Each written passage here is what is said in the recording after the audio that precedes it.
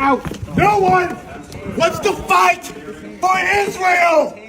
His hand. Oh. America में कानून अंधा ही नहीं बहरा और गूंगा भी है, क्योंकि आज अमेरिका के सेनेट हेयरिंग के दौरान एक ex US marine Brian McGinnis को जबरदस्ती घसीटकर बाहर निकाल दिया गया, सिर्फ ये चिल्लाने के लिए कि अमेरिका को इजराइल के लिए वॉर नहीं लड़नी चाहिए।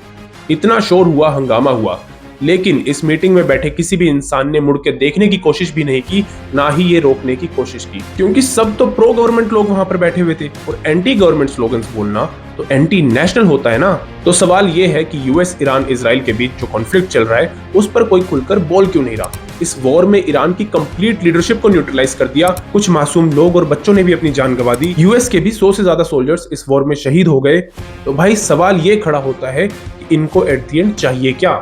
अभी जो टेंशन्स बढ़ रही हैं उसका रूट कोज सिर्फ एक पावर एस्टेब्लिशमेंट ही है कि भाई बस हम ही हैं जो हैं। एक तरफ यूएस और इजराइल जो मिडिल ईस्ट में अपनी मिलिट्री डोमिनेंस और सिक्योरिटी मेंटेन करना चाहते हैं, और दूसरी तरफ ईरान जो मुस्लिम नेशंस के बीच शिया मुस्लिम कम्युनिटी को स्ट्रॉन्ग करना चाहता है और अपना इन्फ्लुएंस बढ़ाने की कोशिश कर रहा है, स्पेशली इराक, सीरिया, लेबनान और यमन में अपने एलाइड ग्रुप्स के थ्रू। लेकिन इजराइल की सबसे बड़ी टेंशन है ईरान के न्यूक्लियर प्रोग्राम।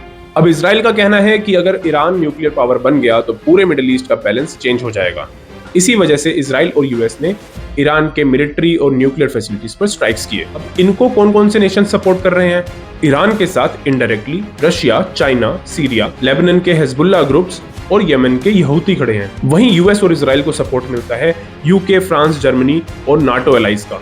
मिडिल ईस्ट में सऊदी अरेबिया और यूएई ऑफिशियली डायरेक्ट वॉर में हिस्सा नहीं ले रहे अभी, लेकिन सिक्योरिटी कोऑपरेशन लार्जली यूएस के साथ ही है। इस कॉन्फ्लिक्ट का इंपैक्ट मिडिल ईस्ट में भी देखने को मिला। ईरान ने यूएई और सऊदी में भी मल्टीपल टारगेट्स पर अटैक किए, जिसकी वजह से पूरे रीजन में हाई अलर्ट है। और अगर ये कॉन्फ्लिक्ट और भी एस्केलेट हुआ तो मेजर पावर्स जैसे रशिया और चाइना भी इस वॉर में डायरेक्टली इन्वॉल्व हो सकते हैं। और एक्सपर्ट्स का कहना है कि ऐसा होता है तो ये सिचुएशन वर्ल्ड वॉर 3 जैसे ग्लोबल कॉन्फ्लिक्ट को ट्रिगर कर सकता है। इसी वजह से आज अमेरिका के अंदर भी डिबेट चल रही है कि ये वॉर अमेरिका की सिक्योरिटी की होनी चाहिए थी, ना कि इजराइल के सपोर्ट के लिए, क्योंकि फायदा तो सिर्फ इजराइल का ही हो रहा है ना।